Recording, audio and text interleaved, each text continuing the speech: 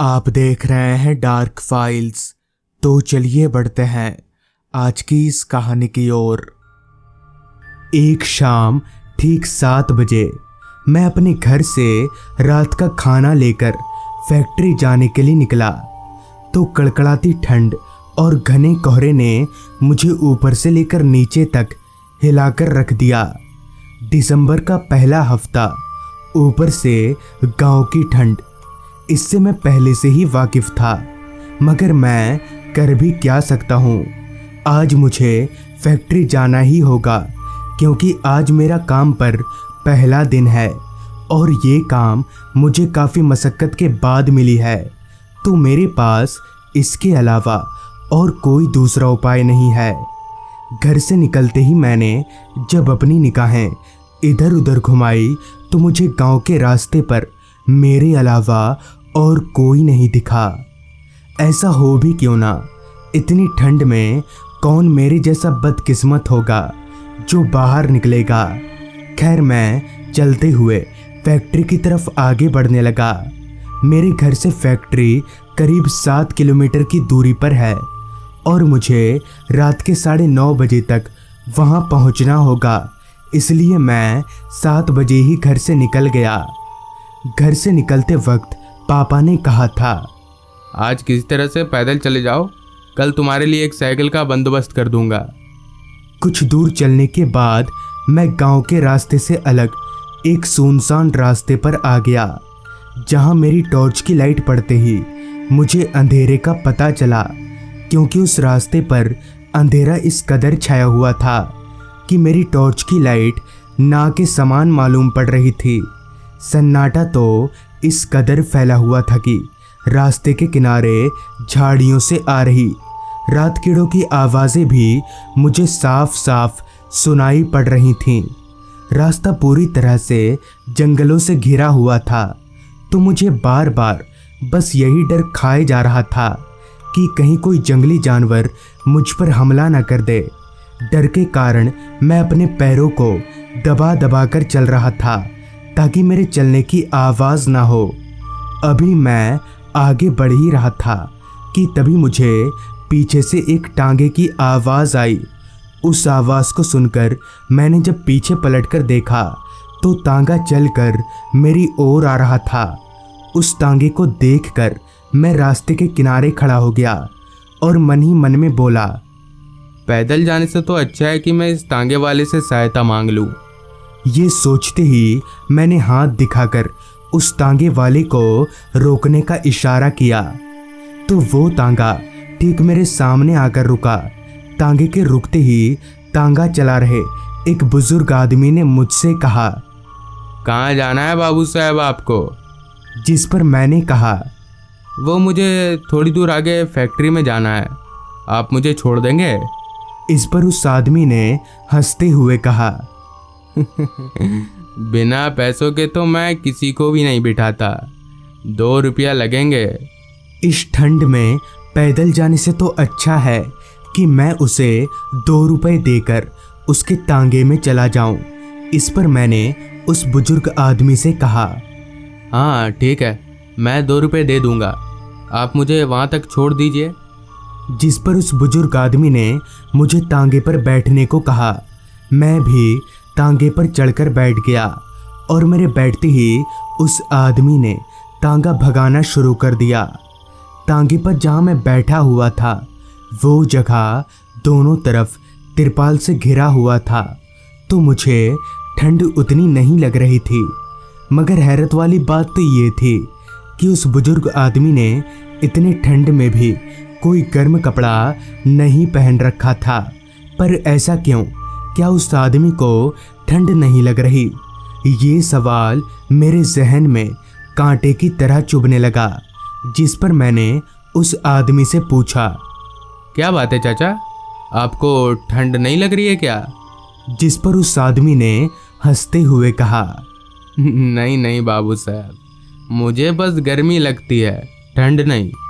उस आदमी से ये जवाब सुनकर मैं चौंक गया और मैंने मन ही मन में कहा, लगता है ये आदमी थोड़ा पागल है, इसलिए ऐसी उल्टी पुल्टी बातें कर रहा है। मगर क्या ये सच में पागल है? और अगर हाँ तो इसके साथ मैं किसी बड़ी मुसीबत में पड़ सकता हूँ, और अगर ना तो ठीक है। इसका पता लगाने के लिए मैंने उस आदमी से कहा, चाचा आप इतनी रात को कहाँ से आ रहे थे? रात को तो कोई सवारी भी नहीं मिलती यहाँ। इस पर उस आदमी ने कहा, इससे मुझे कोई फर्क नहीं पड़ता, मैं तांगा रात को ही चलाता हूँ। उस आदमी की बातों को सुनकर मुझे पता चलने लगा था कि वो थोड़ा पागल है।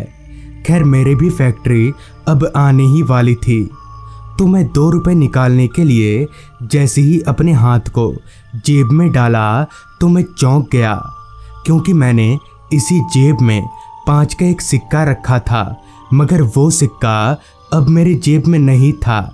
मैंने सभी जेबों को देखा पर मुझे पैसे कहीं नहीं मिले, मगर मेरा 5 का सिक्का गया तो गया कहाँ, शायद तांगे में ही कहीं गिर गया होगा।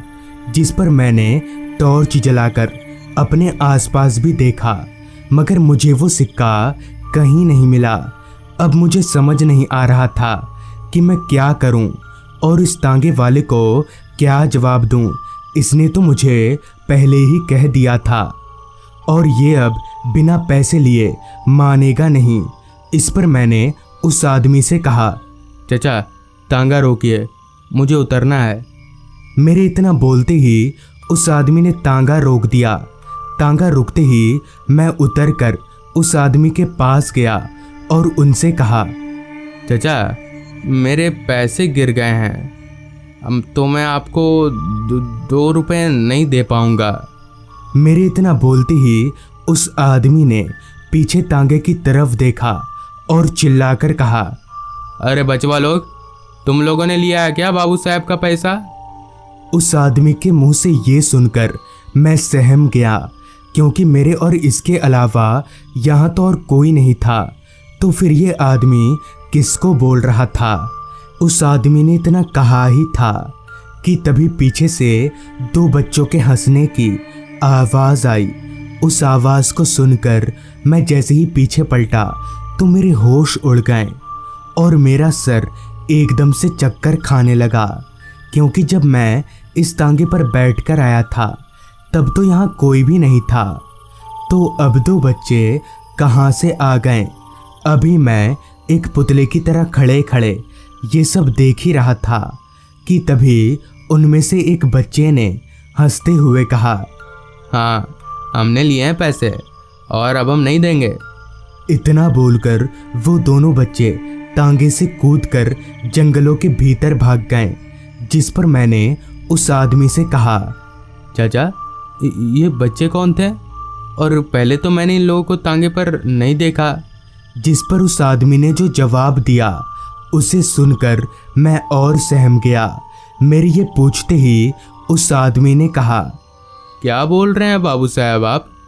ये दोनों तो आपके बगल में ही बैठे थे, आपको दिखा नहीं क्या? ओ दिखेगा भी कैसे, ये दोनों तो भूत हैं। इतना बोलकर वो आदमी जोर जोर से हंसने लगा, मगर उसकी हंसी इतनी डरावनी थी कि मेरे कानों को बर्दाश्त तलक नहीं हो रहा था। मैं उसे चुप कराने के लिए जैसे ही अपने हाथ को उसके कंधे पर रखा तो मैं जोर जोर से कांपने लगा। दरअसल मेरा हाथ उस आदमी के शरीर के आर पार हो गया। अभी मैं कांप ही रहा था कि तभी उस आदमी ने एक भारी सी आवाज में कहा, माफ करिएगा बाबू साहब, मैंने आपको बताया नहीं कि मैं भी भूत हूँ और अब आप भी भूत बनने वाले हैं। उस आदमी के मुंह से ये सुनकर मैं अब वहां रुक नहीं सका। मैं दौड़कर भागने लगा।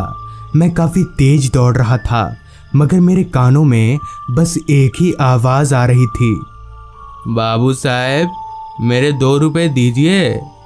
मैं उस आवाज से जितना दूर भागना चाह रहा था वो आवाज मेरे उतने ही करीब आ रही थी। मैंने जैसे ही पीछे पलटकर देखा तो वो आदमी बिना पैर चलाए ही हवा में उड़ते हुए मेरे पीछे पीछे आ रहा था।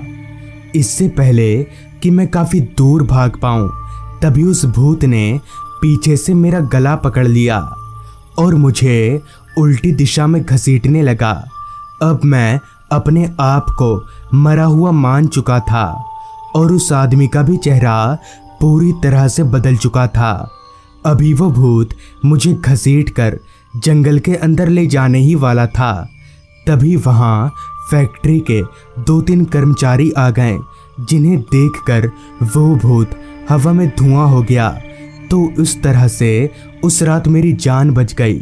मगर आज भी वो आवाज़, बाबू साहब मेरे 2 रुपए दीजिए, मेरे कानों में आज तक गूंजती है। तो दोस्तों, ये थी आज की कहानी। अगर आपको ये कहानी अच्छी लगी हो तो चैनल को ज़रूर सब्सक्राइब करें। तो मैं आर्यन जल्द ही मिलूँगा आपसे ऐसी ही एक कहानी के साथ।